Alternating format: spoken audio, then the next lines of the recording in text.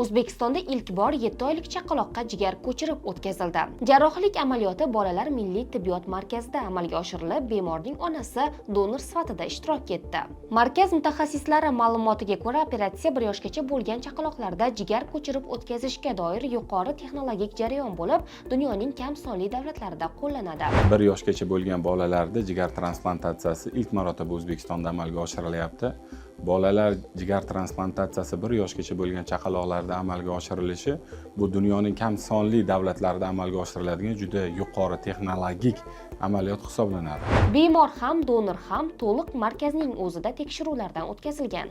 Onadan olingan jigar segmenti bola tanasiga ko'chirib o'tkazildi. Mutaxassislarning ta'kidlashicha, operatsiya jarayoni asoratsiz o'tgan. Birinchi marta bo'lsa ham shu doktorlarimizga ishondik, chet ellarga ketib sarson bo'lmadik, musofirlarga ketmadik.